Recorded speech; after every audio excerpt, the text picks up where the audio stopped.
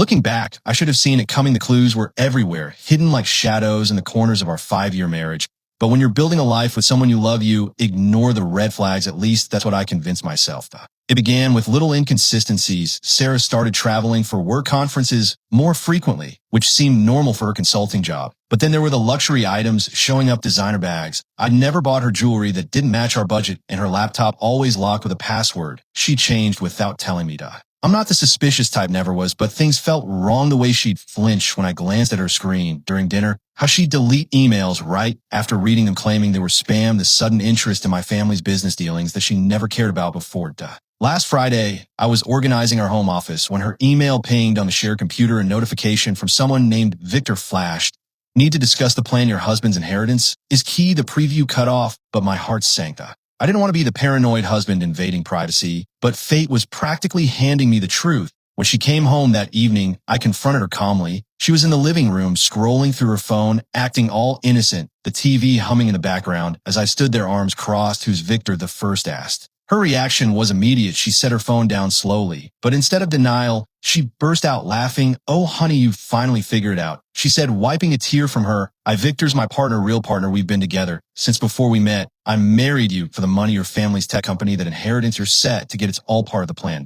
The way she said it so casually, like discussing weekend plans, it stung. No remorse, no apology, just amusement. I needed stability. She added, grinning, someone to fund my real life, not some dreamer who thinks coding apps will make him rich. I froze, absorbing her words. 5 years of marriage, vows, shared dreams, building a home. And this was her truth. Does Aunt Lisa know? I asked, thinking of my relative who'd always been close to Sarah. Oh, she's known for months. Sarah chuckled. Half the family knows. They get it. Victor can provide real security, not just promises and prototype stuff. That hit harder than the confession itself. These people, we'd hosted Thanksgivings, weddings, and family barbecues with. They'd all been in on it, probably whispering about me behind closed doors. I grabbed my phone and texted my cousin Ben. And Aunt Lisa, is this true? You knew? Ben replied almost instantly. Dude, you're solid. But Sarah needs someone more ambitious. No hard feelings. Aunt Lisa added, we hated seeing you blindsided, but this might be the push you need. I looked up to see Sarah watching me, that grin still plastered on her face, expecting the outburst, the yelling, the chaos she could twist in her victim story later. Poor gullible Alex freaking out. Instead, I nodded, a calm, genuine nod that wiped the smile off her face. Wordlessly, I went to the bedroom, packed my overnight bag, the one I kept for business trips, scooped up my work tablet and keys. As I passed her in the hall, Sarah's grin had faded. Where do you think you're going? She snapped away. I said simply, and Sarah, enjoy the house. I'm sure Victor can cover the mortgage. I caught her sputtering something as I shut the door, but I kept walking, my phone already lighting up with texts, likely from family, trying to justify themselves. As I drove off, I silenced it and felt an unexpected wave of calm. Sometimes discovering the lie frees you from what was never real. I didn't know my destination, but for the first time in years, I felt unburdened. Update. First off, thanks for the overwhelming support on my original post. Didn't think it'd resonate like this. So much has unfolded in the last week, and I'm still wrapping my head around it. I've been crashing at a quiet bed and breakfast on the edge of the city, not fancy, but peaceful. The owner, a retired teacher named Martha, even waived the deposit after hearing my tale. Switched on my phone after a day of radio silence, 28 emails, 39 texts, mostly from Sarah, some from Ben and Aunt Lisa, and a handful from unfamiliar addresses. But what grabbed me was the flood of family group chat notifications. Sarah had gone nuclear. Her posts in our extended family forum painted me as an abusive control freak who'd trapped her in a loveless marriage. She claimed I hid finances, isolated her from her real friends, and exploded in rage when she asked for space. Each message had dozens of likes and supportive replies from relatives I trusted. The highlighted dramatic voice note where she sobbed about how I'd stolen years of her life by making her contribute to our joint savings. Absurd, since she pushed for that setup and actually controlled most of our accounts. Then came a message from my colleague Ryan. Check your work Slack, man, rumors are flying. Sure enough, there was a team memo about fostering a positive environment with subtle nods to recent personal issues affecting performance. No direct callouts, but the timing screamed sabotaged.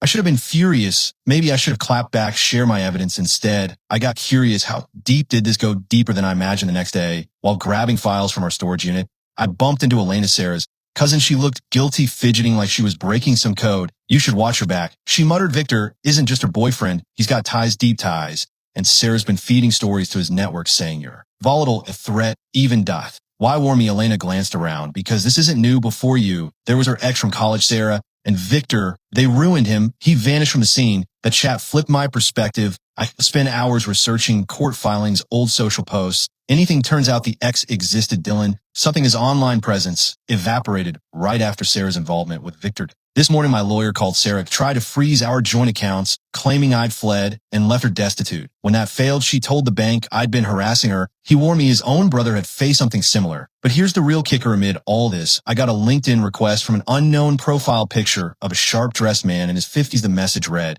"We should discuss my son and your wife lunch tomorrow, signed Victor Sr. I'm meeting him soon. Something tells me Sarah's stability scheme is about to unravel. The ironic part, seeing Sarah weave this web of deceit, watching family pick sides on baseless claims. It's freeing. Every vicious post, every fake sob, every twisted tale just proves I dodged a lifetime of poison." Update 2. Apologies for the late update. The past 10 days have been a whirlwind. That lunch with Victor Sr. changed everything. Turns out he's been compiling a dossier for years, not just on Sarah and his son, but on their repeated cons. Remember Elena mentioning the college ex? He wasn't alone. Victor Sr. had evidence of at least 4 similar setups over a decade, ambitious marks drawn in with marriage or partnerships, then squeezed for assets and smeared when they caught on. The twist this time, Victor Sr. was fed up with enabling. He had bank statements, forged documents, even audio from family gatherings where they plotted. But he needed one more element, a public reckoning. That's where the family reunion came in. I wasn't going to go, obviously, but Victor Sr. had a plan. Sometimes he said the greatest justice is exposing the mask. The event was at our family estate. I showed up fashionably late, suited up sharper than ever. The stairs were gold. Sarah choked on her wine. Victor Jr.'s smug face drained of color. But the magic was I didn't lift a finger. Aunt Lisa cornered me, first slurring slightly. "How dare you crash after what you did to Sarah?" I just smiled. What I did enlightened me. That's when Ryan, my colleague, appeared. Turns out he'd been gathering his own proof printouts of Sarah boasting about the scam in private emails, voicemails of her coordinating with Victor Jr. to manipulate my inheritance. Actually, Ryan declared, "I think the family deserves the full picture." The next 45 minutes was pure chaos. Victor Sr. timed his arrival perfectly with a USB drive, the slideshow that mysteriously hijacked the projector, flashing damning texts and transfers Sarah's frantic bids to rewrite history. But the star was Ben, loyal cousin, until it risked a share of the inheritance. He'd been recording chats to blackmail Victor Jr. later. Instead, he captured Sarah's epic breakdown. "You idiots." She shrieked at me, "You and that meddling old man destroying what I've earned." Victor loves me. We're building an empire. That's when Victor Sr. dropped the bomb. Disinheritance papers already in motion. Turns out Victor Jr. had spun the same lies to others, same playbook, different victims. The best part, one stayed silent, just observed as 5 years of deceit crumbled publicly. Elena, who'd stayed mum all night, finally confessed. "I helped them," she admitted to the stunned crowd. "I smeared that college guy. I won't anymore." By evening, the reunion was done. Sarah fled in tears. Victor Jr. barricaded himself with lawyers and those relatives who'd bought her story. They avoided my gaze as I left. Victor Sr. pulled me aside. Gratitude for not backing down. I headed back to the B and B feeling oddly serene. Martha was awake, knitting in the lobby. She saw my expression and smiled. "Productive evening." Quite this morning, my inbox is buzzing again, but shifted. Apologies, justifications, kin swearing they always doubted Sarah. Even heard from Dylan, the ex. Apparently, he's been tracking via shared contacts. Sometimes fate doesn't require your intervention. It just needs witnesses. Final update. All right, this is the end of the road for this wild tale. And believe me, it's been one for the books. You might want to settle in with a drink for this one. First, the fallout from the reunion struck like lightning. Within 36 hours, Sarah and Victor Jr. were cut off from family funds. But that was merely the opener. Remember Victor Sr.'s evidence. It went beyond personal. There was more altered wills, embezzled investments. From the family business, every email plotting against Marks. Every falsified loan.